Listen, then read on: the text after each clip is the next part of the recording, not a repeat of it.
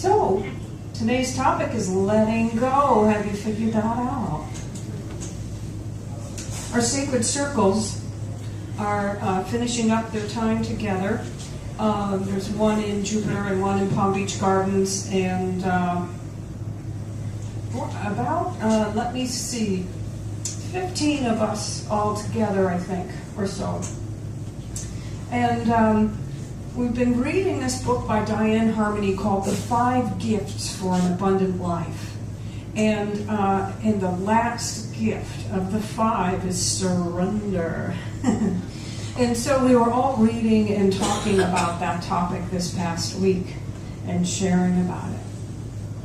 I hear that the discussion on Wednesday evening was absolutely fabulous. Joy Goldstein is a wonderful hostess. She's had more classes and groups in her home. You may not see her here a lot, but she is a long-standing member who essentially makes her house one of our places to go. And I understand that Jackie led meditation on surrender, right? Ended up doing that. The reason I wasn't there is because I was home on the couch with a fever of 101.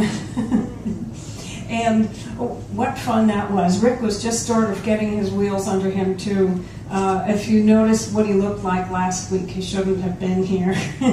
So we've been letting go of the shore a little bit, experiencing surrender and letting go in a very physical way, which has been quite enlightening.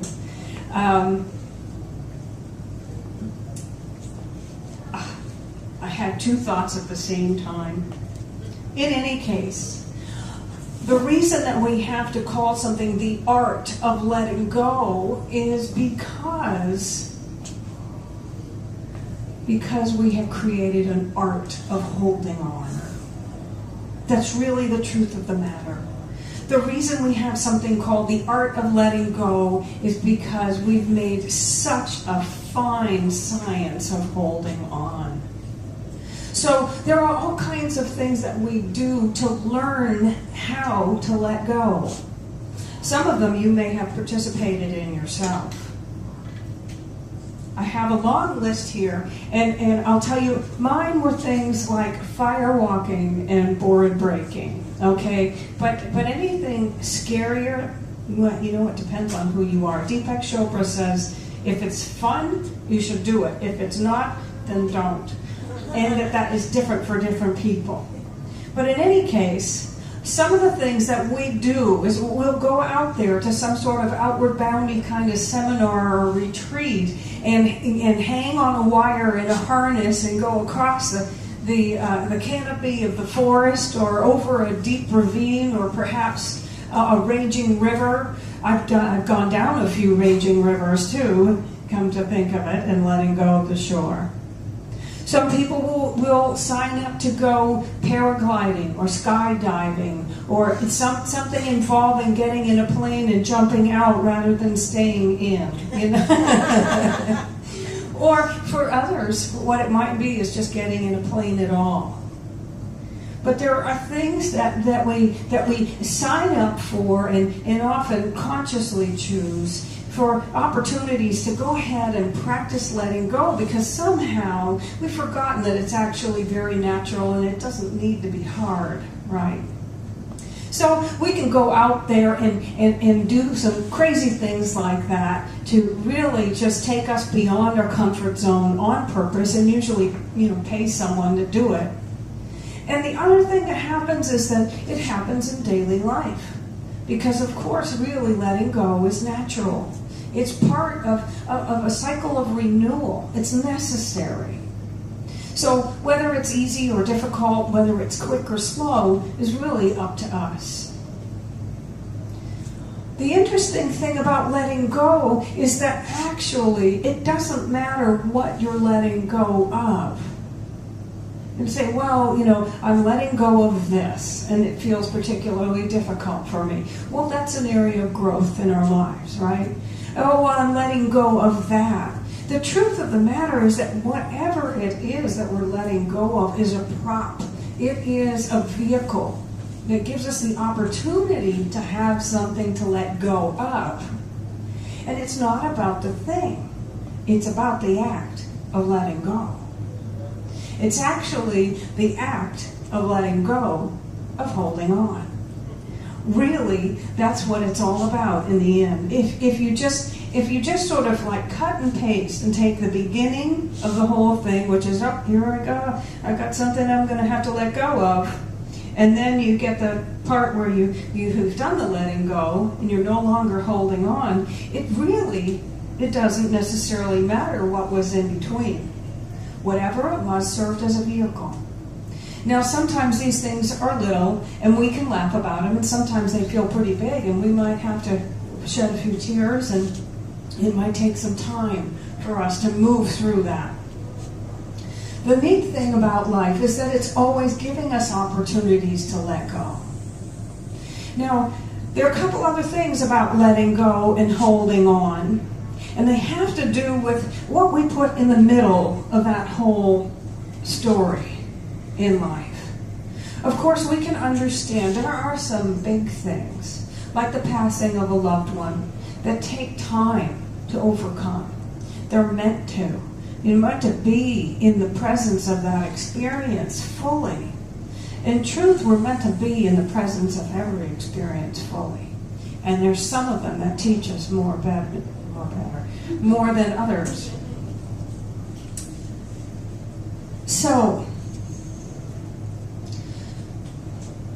to get from this holding on to this letting go, and to recognize that something valuable has happened, we want to step into that whole experience aware. What happens is, the reason that we make the story longer, the reason that we make it more dramatic, the reason that we make it more colorful, is the value and the meaning that we assign to the parts in it. Not only that, but another interesting thing happens. If you look around, okay, let's just say if you look at the history of your own life, and you look at parents, teachers, aunts and uncles, siblings, friends, people's experiences of letting go. Are they all seamless and quick? Are they all brief and undramatic? Probably not. Chances are that you learned something about holding on and postponing the letting go because it was even considered sensible. And you want to do what those who are bringing you up are suggesting or modeling for you, because the first assumption is that it's the right thing, the best thing. Excuse me.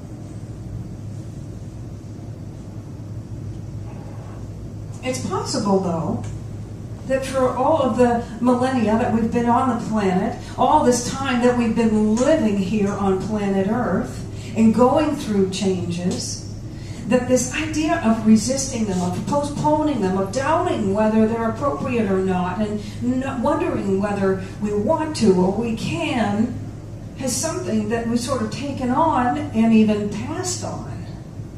So it's possible that a little bit about the naturalness of letting go and allowing what is ready to emerge to be next is sort of a little gunked up, maybe. That's all. What we can do, though, is recognize that it's natural and it's leading to something better. I'll tell you where most of the misconceptions about letting go come from. They come from an idea that what we're holding on to is better than what we'll ever get. And I think that up here, we really know that that's different.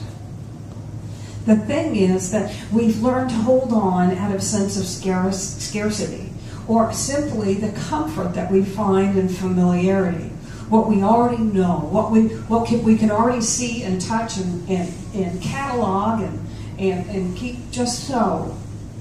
We love to just rely on those things, to know where we are.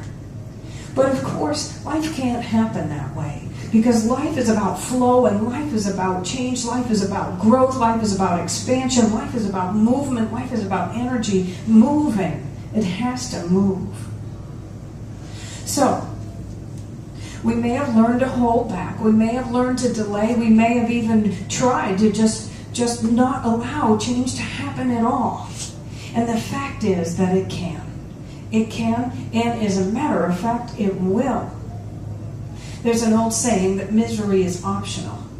Misery is optional because as we become aware of our capacity to choose what we make things mean, as we become aware of our capacity to accept and agree with and roll with what is unfolding in our lives, it can become a lot more graceful. It can become a lot more comfortable. It can even become fun. I've watched a lot of documentaries lately, especially when I wasn't feeling well. I thought, what can I do besides fiction? Let me learn something. You know, there are a lot of people out there who are letting us know about things like our carbon footprint. They're letting us know how much is actually involved in something that we do or purchase or eat or what have you. Because that awareness helps to influence the choices that we make. And I thought, if one of those experts could follow any one of us around, you know, for a good length of time to make it a real scientific study, can you imagine the energetic footprint of resistance, perhaps in the average lifetime? Think about it. It could be for every morning that we resist waking up, perhaps. And every time we're like, oh, I don't want to do that yet. I don't want to pay that bill yet. I don't want to clean that closet yet. I want to do that thing right now, or whatever it is. If you just added it up and it was a meter just going tick, tick, tick, tick, tick, tick, tick, tick, tick, you know, day after day after day after day, and you came up with this figure that said, okay, this is how much time you spend trying not to grow. This is how much time you spend trying not to evolve. I wonder what that number would be like. Probably staggering. Probably at least a little, you know, upsetting. And perhaps it would invite some sort of passionate resolve to not invest so much energy in resistance. This art of letting go, this surrender thing, is one of the 5 gifts for living an abundant life because we put so much energy into resisting. What happens is we keep away our good. We might protect ourselves from one known risk. You know, I don't want to meet any new people, or I don't want to have to learn to do any new things at this point in my life, or whatever it is. I don't want to have to learn a new language or do the paperwork or whatever it is. So I'm just going to give up that dream and stay here where it's familiar and it's comfortable. But what happens is we don't just protect ourselves from that little foreign experience, that little hurdle, that little new thing, whatever it is. We keep out all that good that is pressing up against us. Every time we have a wish, every time we have an intuitive hit, every time we have a dream, every time we think of something that we'd like to do, the universe rushes to it and begins to take shape and line up, and it's ready. There's no maybe. There's no no. It's just yes. So if you can imagine how much effort it takes for us to wall up against that, if we were to change what we do when change is at our door, if we were to shift our behavior when it's apparent that something new needs to happen, if we were to learn how to let go by practicing, by whatever means feel comfortable, we would discover that 2 things would happen. One, we would reclaim all that energy. Can you imagine? Lots and lots of free time, lots and lots of vitality. Oh, so many things we could do with it. The other thing that happens is that power that we have been resisting, surrendering to, trusting in, is there for us. The power and presence of love within us. In the book, in this chapter, we kept saying, I surrender to the power and the presence of love within me. I surrender to the power and presence of love within me. There are some other things about surrender that cause us to think twice about whether we want to do it. They're myths. They're old stories. Ideas that we are giving up our right to choose to some guy on a cloud, some power outside of us that's got a big long list or a clipboard or some idea of what's best for us that can't possibly be connected with who we truly are. That's not true. It's just all based on a false perception. Because of the truth of the matter is that higher intelligence, that I am principle, the all that is, the all-knowing, all-loving, ever-present, ever-perfect life is within each and every one of us. And it cannot be removed. It can't be successfully covered up for more than a very short time. It cannot be added to either. It's just there. So the truth is that we're surrendering to something within us that has always known, that has always been whole, that has always been one, that has always been connected to the all that is. It is an aspect of it, unadulterated. It has never considered separation. It has never considered either or choices. It has never considered conflict. It has never considered anything but expansion and love and knowledge and goodness and perfection. So this idea of surrendering, of handing it over, is not to someone or something outside of ourselves. It is within us, within each and every one of us. And that idea alone brings some people back to the table again to consider the concept of letting go. The other piece of that, of course, is that what's available to us when we do that is so much more than we could ever accomplish on our best day. With our heads, with our hearts, with our muscles, with whatever we got at home, whatever we've got in the bank, whatever we've got saved up or stored up. It is so much greater than all of that. It's really about making a choice. It's really about making a decision. I read this really powerful thing from one of the former leaders of this movement, Dr. David J. Walker. And I almost changed the whole topic this morning just to that, to the power of making a decision. A decision in the universe sets everything in motion. You don't have to worry about how, it all just takes place. But until we make that decision, because we're free, none of that good can come our way. None of it. Here's another thing about letting go, which many of us are familiar with.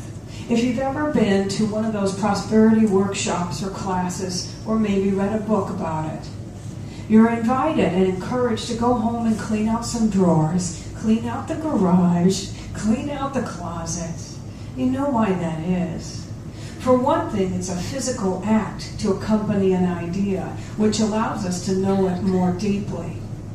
The other thing is that truly, whether it's in your mind, in your heart, in your body, or in the body of your affairs, every time you let go of what is no longer serving you, you make room for the next thing. You make room for a replacement. You make room for something better. And we hold on to things. And what happens is that the new thing can't get in there. There's no place for it to be. So if nothing else, you could even think of letting go as something to do regularly. You might do it once a quarter. You might do it when the seasons change. If it's hard to tell when that is around here, put it on your calendar. There might be some kind of a natural cycle you could just tack this onto. I do it when I move, but I don't want to move that often. I have some files which are overflowing. You know, I've got all of these things that are tucked in with their like items, and yet they're not fully in order. They're halfway. They're in the balance. They're lingering, holding. Nothing new can happen there. So nothing new can happen in that part of my life until I make a decision and take the action and let go of what's not working. It's funny how simple this is. And it's funny how difficult it is for so many of us to do it. You know, you could take 25 minutes or 25 years leading up to that single moment when you finally make the choice. I have all these magnets on my refrigerator. They say, leap and the net will appear. Fall down 7 times. Get up 8. Follow your dreams. You know, I've got 2 of the leap and the net will appear things. Maybe 3. The fact is, there are no guarantees. That's part of the art of letting go. It's not like, okay, I promise if you'll just give me that, I'll give you this. There's that moment of not knowing, which is a requirement because there wouldn't be any trust otherwise. So every opportunity to let go is an opportunity to clear the way and make room for something new, and it's also an opportunity to renew trust. It's also an opportunity to release all the efforting of thinking, I've got to work this out with my head. I've got to work this whole thing out with my heart alone. I can't share it with anyone. I've got to work this out with my own body. I've got to work this out with my own muscles. I've got to work this out with my own stuff. It's not meant to be that way. So when we do this, we'll discover that we not only let in that thing that was within us all along, figure that out, we also let each other in. So our thinking everything alone and feeling everything alone and trying to do it all alone just melts away into something so much greater. What I'd like to do is just close with 2 mantras I want to share with you. One of them is from the book, and I just said it a few minutes earlier, and it's simply, I surrender to the power and the presence of love within me. And if you can remember that, if you're not in one of the groups, I surrender to the power and the presence of love within me. I surrender to the power and the presence of love within me. Here's the other one. I invite you to close your eyes and just say this with me a few times, and I'll guide us out with a prayer. There's only one life. That life is God's life. That life is perfect. That life is my life now. There's only one life. That life is God's life. That life is perfect. That life is my life now. There's only one life. That life is God's life. That life is perfect. That life is my life now. There's only one life. That life is God's life. That life is perfect. That life is my life now. There's only one life. That life is God's life. That life is perfect. That life is my life now. And because this is so, I know that this truth, at the very core of our being, allows us to remember who and what we are in every moment. In every one of those moments where change approaches, where autumn shows up in some aspect of our lives, we can bless it. We can give thanks for it. We can celebrate the harvest of it. In great gratitude for it, we can let it go, knowing how much it has enriched our lives, lovingly releasing it. honoring its life properly. And in the clearing, in the tilling, we make room for what is next. We make room for more. We make room for our yet-to-bes. And so it is with great gratitude that I close this moment of our time together, acknowledging that this truth touches places in each of us in perfect ways. Whatever transitions we are in the midst of are blessed in this knowing, cooled in the waters of this knowing, enlightened in the brightness of this knowing, lifted in the lightness of this knowing, made graceful, straight, clear, and easy. And so I simply release my word, knowing it is already done. And together, as we open our eyes, we say, and so it is.